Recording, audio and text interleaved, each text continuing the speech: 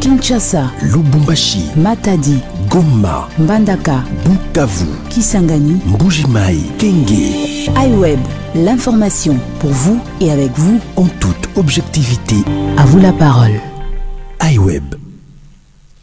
L'innovation des technologies pour l'égalité des sexes dans un monde digital inclusif est le thème qui régit la journée de la femme de l'année 2023. Mais nous devons savoir que la journée de la femme a commencé à exister parce qu'un certain 8 mars 1857, 129 ouvrières d'une usine de textile se font assassiner par leur patron parce qu'elles revendiquaient un meilleur traitement, un meilleur salaire et une réduction des heures de travail. Ce n'est qu'en 1910 à Copenhague que Clara Zetkin, journaliste et militante allemande, appelle les femmes socialistes de tous les pays à organiser chaque année une journée internationale des femmes. Ce n'est qu'en 1977 que les Nations Unies officialisent la journée internationale des femmes pour fêter les droits des femmes, l'égalité et la justice. Sur ce plateau aujourd'hui, nous recevons deux femmes qui vont ensemble avec nous célébrer la journée de la femme du 8 mars 2023. Il s'agit donc de Madame Gloria Kiese-Nzuzi. Elle est chargée de communication de l'inspecteur général de la territoriale. Elle est experte attachée à la cellule de communication de l'IGTR. Elle est coordinatrice nationale de la fondation Valorin Tshisekedi. Elle est également assistante de Monsieur Étienne Tshisekedi ou Tshisekedi. Bonjour Madame Gloria. Bonjour Madame Kandi. Bienvenue sur ce plateau. Merci beaucoup. Et bonne fête de la femme à vous. À vous également, merci. Merci. Nous allons être également avec Madame Patricia Pamboudié-Kavana.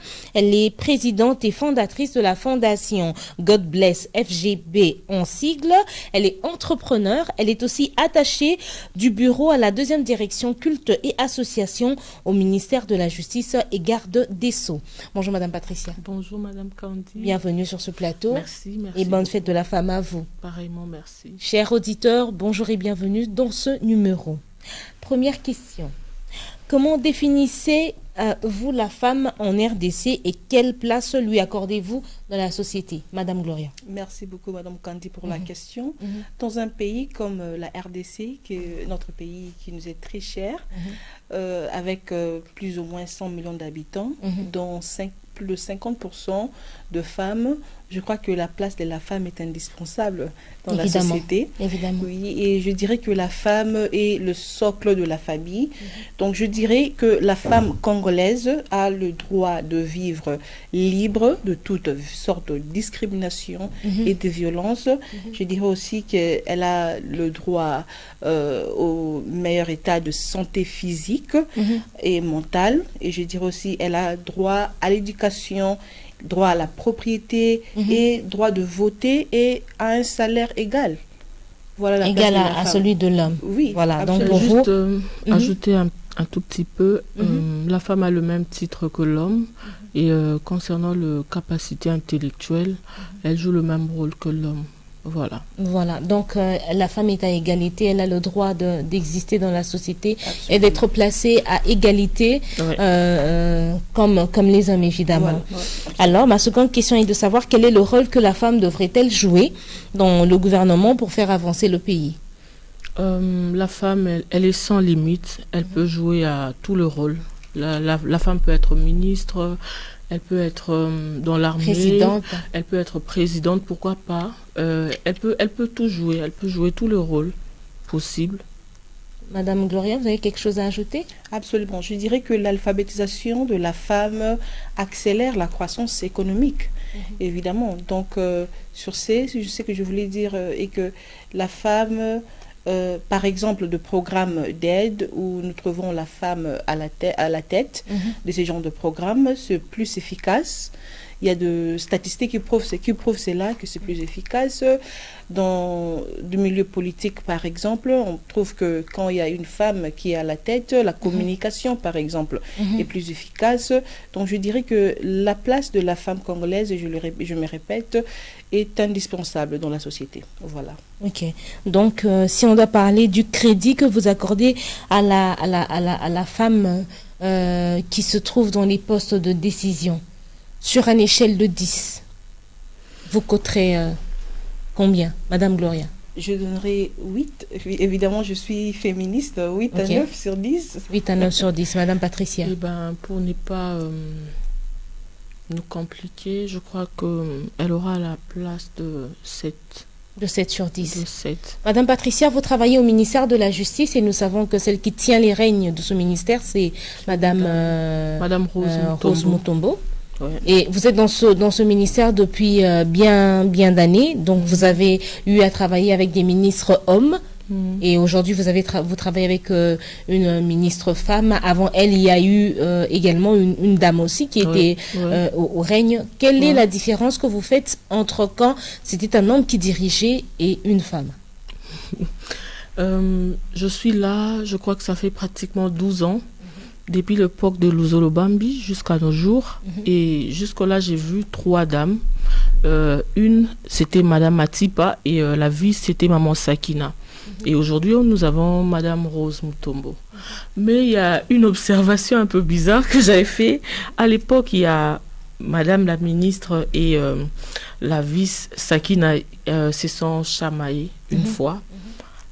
Juste à l'entrée au rez-de-chaussée pour prendre l'ascenseur, il y a eu une petite incompréhension et puis voilà. Quelque part, je me dis que un côté différence, j'ai l'impression que les hommes se supportent un tout petit peu et avec la femme elle est trop émotionnelle, quand bien même elle est intelligente et efficace, voilà. Avec ses elle a des émotions et puis d'autres sentiments et puis voilà. Qui gagnent quelquefois à la place mais des côté travail, il n'y a pas de différence parce que j'ai vu ces 3 dames sont aussi intelligentes comme les hommes et prennent aussi des décisions qui sont bonnes. Par exemple avec Madame Rose, à son arrivée, j'ai vu le problème des primes et autres choses qui ont changé. Elle a sa façon de travailler. Voilà, une amélioration. En tout cas, une grande amélioration par rapport à l'époque des autres. Donc, cela veut dire que sur le plan intellectuel, ils sont tous pareils, mais côté différence, je crois que c'est le côté émotionnel et puis voilà. Mais elle peut tout faire. Voilà, Madame Gloria, vous avez quelque chose à ajouter par rapport à ça? Oui, je crois que Madame Patti a parfaitement raison. La femme est un être un peu plus émotionnel par rapport à l'homme. Oui, mais évidemment, une femme qui a la maîtrise de soi, c'est se gérer. Voilà ce que je dirais. Mais ce n'est pas dans ce que je comprends de ce que vous dites, ce n'est pas parce que la femme est émotionnelle, ce n'est pas parce qu'elle fait les choses avec le cœur qu'elle n'a pas, elle n'est pas habilitée ou qu'elle n'a pas les capacités réunies pour pouvoir diriger, être sur les postes de décision. Absolument. Alors, si vous êtes d'accord qu'une femme peut bien se tenir sur les postes de décision, vous pensez qu'une femme peut être à la tête de la RDC? Oui. Et la sortir de la situation dans laquelle elle est? Oui. Absolument, oui. Absolument. Pourquoi pas? Pourquoi pas? Finir la guerre de l'Est? Oui. Oui. Vous avez un exemple, quelqu'un qui est capable de faire ça? Moi, par exemple. Je le ferai. Vous y arriverez, vraiment? Si, je le ferai. Alors, quel domaine, selon vous, devrait être dirigé obligatoirement par des femmes? C'est vrai qu'on a des femmes médecins, on a des femmes politiciennes, on a des femmes architectes, on a des femmes électriciennes, des femmes qui sont dans la maçonnerie, dans la menuiserie, qui sont dans la technique, à tous les décrets, à tous les niveaux, dans le journalisme. Je crois que c'est dans tous les domaines qu'on peut forcément retrouver une femme. Mais c'est dans quel domaine que vous pensez qu'il faut que ce soit nécessairement une femme qui la dirige? C'est ce que je venais de dire. Elle est sans limite. Donc, elle peut tout faire. Oui, mais un poste, un domaine que vous pensez que là, il ne faut que ce soit qu'une femme, nécessairement? Tous les postes. Tous les postes. Il n'y a pas un poste particulier que vous pensez qu'on devrait accorder à une femme? Tous les postes. Moi, j'ai malheureusement, cette dernière n'a pas eu l'opportunité de nous retrouver sur ce plateau. Et dans le questionnaire qui lui avait été envoyé, la réponse qu'elle avait à donner par rapport au domaine dans lequel il faut nécessairement que ce soit une femme. Elle a parlé du ministère de agriculture, pêche et élevage. Elle a parlé de... Vous venez de citer déjà genre et famille, genre et famille, sociales. Voilà. Parce qu'elle se dit qu'elle sent que la démarche des femmes qui ont occupé ce poste-là particulièrement, genre et famille, il y a eu plus d'avancées. Ces femmes ont plus porté à cœur les dossiers qui souffraient, qui avaient besoin d'être décomptés par rapport aux hommes qui ont eu à se retrouver là. Qu'est-ce que vous en pensez? Absolument. Si je peux ajouter quelque chose là-dessus, moi je dirais qu'il y a deux domaines précisément, selon moi. Je trouve qu'il faut nécessairement l'implication de la femme. Okay. Donc je dirais le domaine politique et dans la technologie, sciences et technologie. Voilà, le domaine politique, je pense que plus il y a de femmes dans le domaine politique ou des postes de direction, de postes de leadership politique, par exemple, il y a plus de clarté et efficacité dans la communication. Okay. Oui. Et alors, dans le domaine technologique, je disais, bon, évidemment, entre les années 1940 et 1980, dans des continents comme l'Amérique et l'Europe, par exemple, on a vu des travaux historiques qui prouvent qu'il y avait plus de femmes qui étaient impliquées dans des recherches technologiques et scientifiques. Okay. Entre les années 1940 et 1980, évidemment, et ils ont participé dans des recherches et dans des métiers informatiques. Et voilà, nous pouvons bien voir, comparer l'Amérique d'aujourd'hui et l'Europe d'aujourd'hui. Okay. Donc, je peux dire qu'on a vu de femmes qui sont impliquées dans la technologie, dans la recherche scientifique et aussi dans le domaine politique. Alors, je dirais que c'est important, surtout pour le développement de la RDC, de mettre plus de moyens pour les femmes et les filles d'accéder à l'éducation sur ces domaines-là, surtout les recherches scientifiques et technologiques. Merci Madame Gloria. Alors, vous avez parlé de femmes politiciennes, vous avez parlé de la politique. Vous pensez qu'il faudrait nécessairement que ce soit plus de femmes qui soient sur les postes de décision. Alors, je dirais, j'ai une question à vous poser. Oui. Avez-vous une femme politicienne que vous connaissez, qui vous a, que vous pensez être vraiment à la hauteur, compétente, intelligente et qui assure comme il faut? Et qu'est-ce qui vous a marqué dans le parcours de cette femme? Je dirais Angela Merkel. Okay. Angela Merkel, l'ancienne chancelière de l'Allemagne. Okay. Son parcours me laisse souvent sans mots. Voilà. Donc d'abord pour ses valeurs chrétiennes, oui, et puis pour sa croissance rapide dans le milieu politique. Elle a fait 16 ans en tant que chancelière, si je ne me trompe pas, Elle a été la plus honnête. Oui, sans tâche, je me rappelle. Et je crois qu'elle est l'une des femmes les plus influentes, les plus puissantes du 20e, parmi les femmes. Pas les plus influentes, oui. Okay. Oui, mais elle est parmi les femmes les plus influentes de la 21e siècle, de notre génération. Voilà, absolument. Et elle était à la tête d'une première puissance économique de l'Europe. Et je crois que son parcours... En tout cas, c'est vraiment quelqu'un que j'admire beaucoup.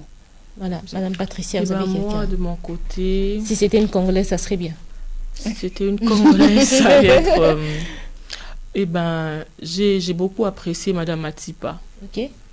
Au fait, cette ancienne ministre de justice, notre ministère.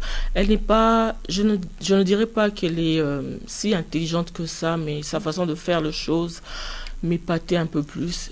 Et elle faisait peur aux hommes. Okay. Et elle était rigoureuse et puis elle donnait des décisions et puis il y avait de l'ordre. Okay. C'est ce que j'aime. Elle est femme, mais elle faisait la différence. La femme met de l'ordre. Tranchait des décisions et les hommes avaient peur. Okay. Voilà. En tout cas, elle met de l'ordre, oui. Alors, qu'est-ce qui manque à la femme pour qu'elle soit dans son épanouissement total? La femme congolaise, évidemment. J'aimerais bien qu'on reste dans notre contrée, dans notre pays, parce que notre pays. Voilà. Qu'est-ce qui nous manque? Qu'est-ce qui manque à la femme congolaise pour qu'elle puisse suffisamment s'épanouir, suffisamment servir, participer à faire évoluer les choses? Moi je dirais l'éducation et puis la bonne formation, parce que beaucoup se sous-estiment, beaucoup ne sont pas épanouis suite à leur façon, suite à leur façon de voir les choses, ou certains complexes pour dire que ça je ne peux pas accéder parce que je suis une femme, et par rapport au langage des hommes aussi, que tu ne peux pas aller loin, que tu ne peux pas faire ceci, cela. C'est déjà un souci de ça mentalité. Neutralise, et puis ça te diminue mentalement et tu n'arrives pas à avancer, quoi. Voilà. Mais donc pour vous, c'est de donner accès à une meilleure éducation et des formations. Et de formation. Vous voyez le de genre mise à de niveau, maman, de mise en confiance et tout. Les gens de maman à l'époque, nos mamans, malgré qu'elles n'étaient pas trop intelligentes, elles n'ont pas fait de grandes études. Mais qu'est-ce qu'elles faisaient? Il y avait des foyers sociaux qui formaient ces femmes, les apprendre à préparer, à tricoter, à faire ceci, cela. À faire du savon, à faire la lotion. À apprendre tout ça, quoi. Du lait de soja, d'arachide et autres. À être indépendante. Et c'est ce que nous devons faire aujourd'hui. Et là, je demanderai à la première dame, si possible, de créer ces genres de centres et de collaborer avec des ONG comme nous, par exemple, pour créer ces centres de formation et à aider les femmes à être indépendantes, quoi, à ne pas attendre seulement l'argent ou la subvention de l'homme, et voilà, d'être indépendante. Madame Gloria? Je suis tout à fait d'accord avec Madame Patricia. Je dirais que très peu de femmes, surtout dans notre pays, nous sommes en RDC, donc nous allons parler de la RDC. Très peu de femmes ont accès à des emplois décents, par exemple, surtout pour les femmes, oui, en général. Et les femmes et les filles n'ont pas accès à l'éducation au même niveau que les hommes et les garçons. Donc, je demanderai au gouvernement et au président de la République, son Excellence, M. Félix-Antoine Tshisekedi Tshilombo, chef de l'État, de s'impliquer plus dans l'éducation de la jeune fille et de la femme, comme Madame Patricia vient de le dire, parce que c'est la base de tout. S'il y a égalité d'accès à l'éducation, de domaines où on trouve souvent plus des hommes, si on peut aussi inclure l'inclusion de la femme dans les recherches scientifiques, technologiques, dans ce genre de domaine, en tout cas, ça va aider pour l'épanouissement de la femme. Donc, je dirais que la femme est le socle de la famille. Alors, la femme congolaise particulièrement doit être entendue, valorisée et appréciée. Voilà. Voilà, merci. Une très belle intervention, Madame Gloria. Alors là, je sens qu'on a presque tout dit. Oui. Maintenant, là, j'ai une question à vous demander. Elle est un peu prophétique parce que dans un sens, elle pourra nous dire, elle nous dit ce qui peut arriver demain ou pas. Alors, est-ce que vous pensez qu'un jour, en RDC, on aura une femme à la tête du pouvoir? Ben, absolument. Absolument. Dans 10 ans? Nous sommes... Dans 5 ans? Le mandat prochain? ça va prendre du temps. Le mandat prochain, il y a un travail qui doit être abattu, de changement de mentalité, d'acceptation de la femme à tous les niveaux. Voilà. Absolument, absolument. Moi, je crois que d'abord, la femme congolaise doit arrêter de se culpabiliser. Elle doit se diminuer, sous-estimer, voilà. Elle doit d'abord se prendre en charge pour sa vie quotidienne. Elle doit être créatrice de sa vie, le quotidien d'une femme congolaise. Elle doit prendre de tous les jours. Oui, elle doit prendre son charge et puis elle doit assumer ce choix. Alors, je crois que d'abord là, c'est la fondation avec un accès à l'éducation égale à celui de l'homme ou du jeune garçon. Et quand une femme est bien éduquée, avec une bonne fondation, voilà, c'est un bon départ pour votre rêve prophétique d'avoir une dame à la tête. Madame Patricia, un mot par rapport à ça? Eh bien, j'appuie ce que Madame Gloria vient de dire. Ben, voilà. Alors, qu'est-ce que l'actuel président peut faire pour la femme congolaise. C'est vrai qu'on a parlé de tout à l'heure, on l'avait presque déjà dit, c'est-à-dire que mettre à la portée de la femme un accès facile à l'éducation, à la formation, c'est vrai, mais en dehors de ça, qu'est-ce que le président de la République actuel peut vraiment faire pour la femme? Oui, côté juridique, parce que j'ai vu ça personnellement, côté juridique, le président doit créer une loi qui protégera la femme. Parce qu'il n'y en a pas. Il n'y en a pas. Au fait, d'autres personnes sous-estiment ou d'autres personnes critiquent les gens qui vivent sous d'autres cieux en disant que les Blancs favorisent les femmes et puis voilà. Mais ici, on n'a pas. La femme, j'ai l'impression que la femme est plus chosifiée. La femme n'a pas un mot à dire. Même au tribunal, la femme n'a pas le même droit que l'homme. Et voilà. Elle ne pèse pas au même niveau. Elle ne pèse pas. Okay. Et puis voilà. Et sur le plan social, le président doit créer des centres de formation, le centre de récupération pour les dames qui sont analphabètes, pour dire qu'il y a encore le temps pour une femme de récupérer.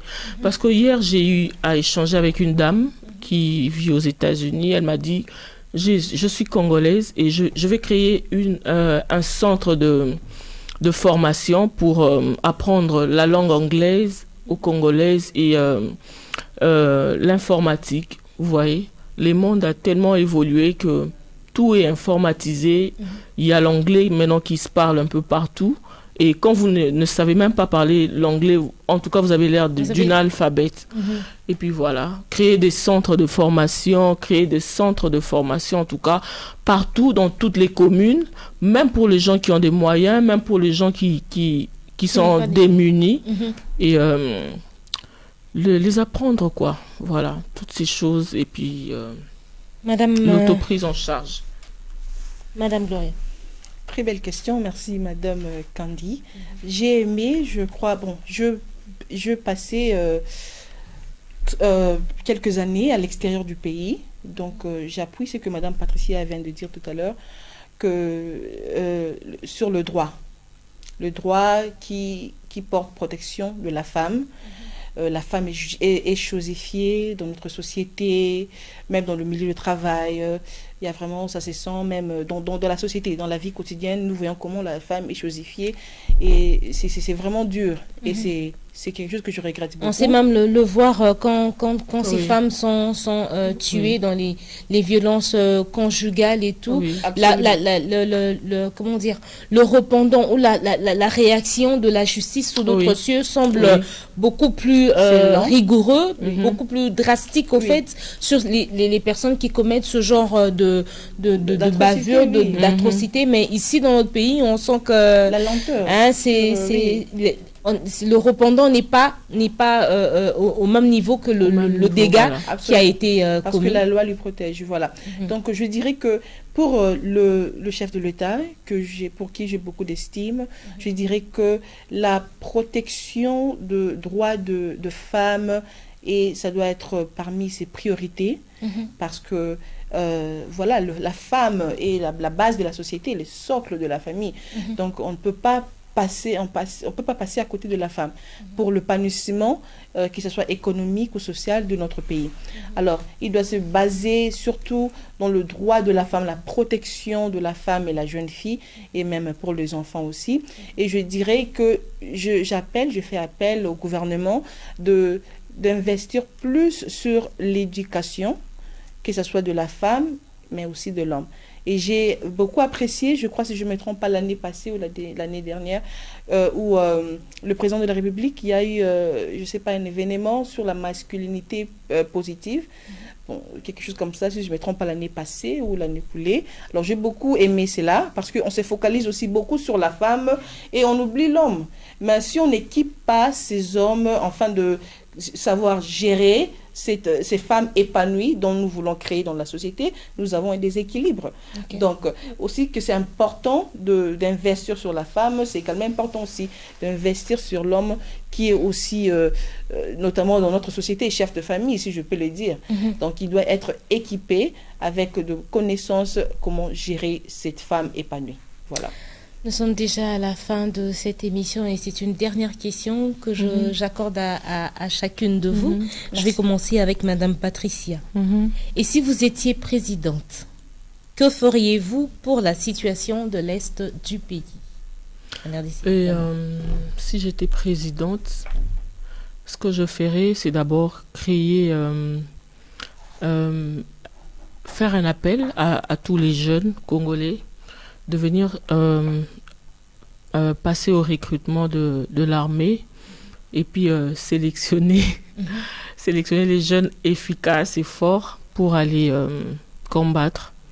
Et ce que je vais exiger à l'âge de 18 ans, que tous les jeunes passent à la formation militaire, parce que cela va nous permettre d'être prêts au cas où il y a une guerre qui se présente, ou en carence, et puis voilà.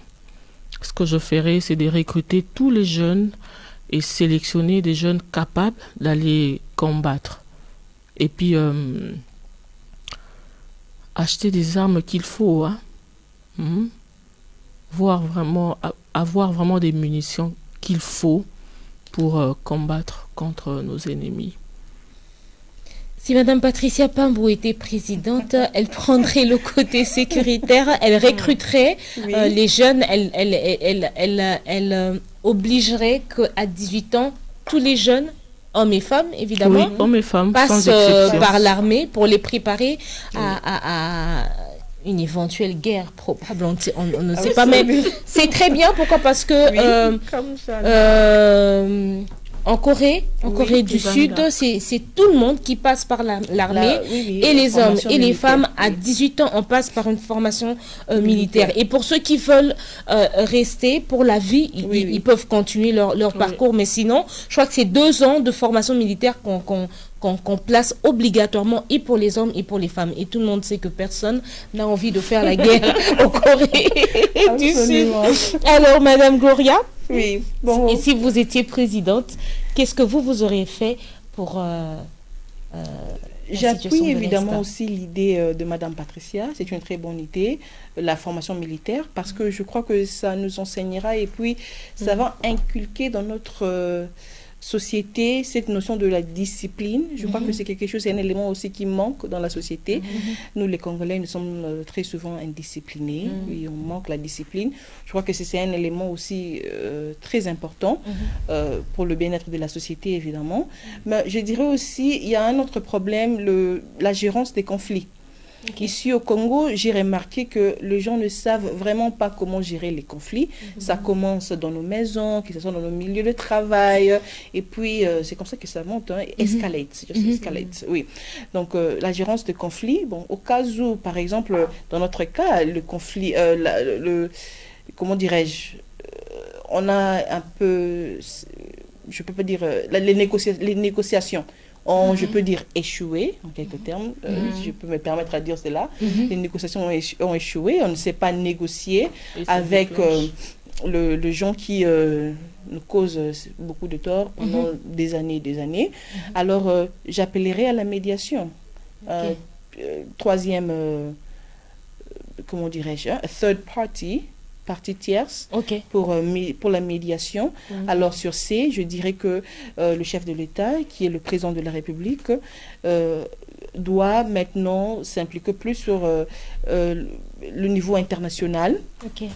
Enfin, de faire appel aux grandes puissances de ces mondes, enfin de voir comment on peut avoir une médiation entre les deux parties qui sont en conflit. Mais après, voilà, on doit instaurer d'abord, il y a un changement de mentalité qui doit se faire aussi dans notre niveau de la société. Changement de mentalité, la discipline, instaurer la discipline, formation militaire, c'est pas une mauvaise idée.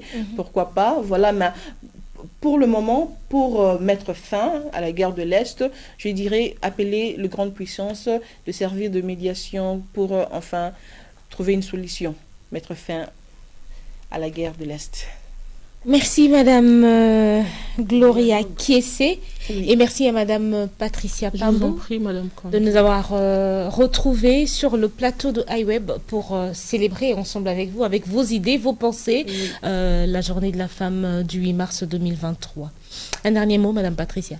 Un dernier mot, je demanderai au chef de l'État et à la première dame, Maman Denise, en tout cas, de ne pas penser qu'ils sont seuls. Nous, les peuples, nous sommes là pour les accompagner. Parce que, comme on dit à un adage qui dit en lingala, donc l'union fait la force. Ils doivent travailler en collaboration avec la population. C'est-à-dire chercher des gens honnêtes, de vraies personnes, parce que je ne dirais pas que leur entourage sont seulement de méchants, non. Des bonnes personnes qui seront prêts à leur communiquer de vraies versions qui se passent dans nos cités, qui se passent dans nos familles, parce que la voix des ils ne voix, savent pas tout, hein. Ils ne savent pas la réalité de choses qui se passent. Moi, ce qui me préoccupe chaque jour, c'est voir cette jeunesse en train d'être détruite. C'est parmi les choses qui me brisent le cœur. En allant sous d'autres cieux, nous voyons combien de jeunes qui sont épanouis. Mais en RDC, on s'est dit si peut-être que ça va changer ou pas. On ne sait pas. Donc, on vit comme ça. Donc, qu'ils fassent quelque chose. Moi, je crois au changement. Un jour, le Congo peut changer. Mais si seulement, si ils font bien les choses et ils collaborent avec les jeunes, créer des réunions comme il avait fait la fois passée au Palais du Peuple, entente, réunion entre tous les jeunes entrepreneurs, tous les jeunes, même les jeunes de la rue, entendre leurs versions, entendre leurs besoins, et puis déléguer des équipes fiables pour les aider à surmonter ou à créer des emplois. Et là, vous verrez même les Koulouna vont prendre fin. Nous voyons les Nigérians prêtent des jeunes entrepreneurs pour créer des entreprises et tout. Ici, les jeunes ne travaillent pas. Beaucoup de jeunes ne travaillent pas, mais il y a des jeunes intelligents. J'ai assisté une fois à l'hôtel du Fleuve à une remise de prix des entrepreneurs. Mais je vous dis, c'était catastrophe. Il y avait des jeunes qui créaient des histoires et j'étais étonnée des inventions terrible, les cure-dents, le lait de vache, tout ça transformé en poudre. Mais je me suis dit, tous ces jeunes sont seulement ici au Congo. Ils sont là, mais ils n'ont pas d'appui. Ils sont là, mais ils n'ont pas d'appui. Que le chef de l'État vraiment ouvre ses oreilles pour entendre ces jeunes. Et voilà. Merci à vous, Madame Patricia. Qui nous aide, quoi. Un dernier mot pour Madame Gloria. Merci beaucoup, Madame Kandi. Je dirais au chef de l'État, le président de la République démocratique du Congo, Monsieur Étienne, son Excellence Étienne Félix Antoine Tshisekedi, excusez-moi, je pense fait Étienne. Docteur Étienne Tshisekedi. Voilà, et je salue aussi sa mémoire parce que c'est son combat qui nous a menés ici. Alors je dirais que le président de la République, chef de l'État, comme je disais, M. Félix Antoine Tshisekedi Tshilombo fait déjà un bon travail. Donc je dirais que nous sommes sur la bonne voie. Donc le peuple est là, la population est là pour lui accompagner dans sa vision. Déjà, pour la première fois dans l'histoire de notre pays, nous avons je crois, si je ne me trompe pas, 26,6% de représentatives femmes au gouvernement, quelque chose du jamais vu pour la RDC. Donc, nous sommes déjà sur la bonne voie. Alors, la population est là derrière le président de la République pour lui soutenir. Je dirais aussi au président de la République, à son tour, aussi d'appliquer la politique de proximité avec la population. Comme Mme Pati vient de le dire. Donc, consommons congolais, donc promouvoir les Congos. Donc, consommons congolais, produisons congolais, et voilà ce qui va un peu élever, pas un peu, mais qui nous va aider nous à aider évoluer, à propulser, la société et puis voilà l'économie de notre pays, de notre cher beau pays. Merci pour ce moment, Madame Patricia Pambou. Merci, Madame Gloria Kiessé. Ce plateau reste ouvert pour vous. Merci à chaque fois que vous aurez à dire, à proposer, nous restons disponibles pour vous recevoir. Absolument. Merci à vous, chers auditeurs de iWeb Radio. C'était ce plateau spécial Top 15 où nous avons reçu ces grandes dames avec qui nous avons discuté autour de l'impact de la femme au développement et à l'avancement de la République démocratique du Congo. Nous nous retrouvons très prochainement pour un nouveau numéro. Sinon, bonne fête de la femme à toutes celles qui auront l'opportunité, l'occasion de nous suivre. Au revoir. Kinshasa, Lubumbashi, Matadi, Goma, Mbandaka, Bukavu, Kisangani, Mbuji-Mayi, Kenge. iWeb, l'information pour vous et avec vous En toute objectivité, À vous la parole. iWeb.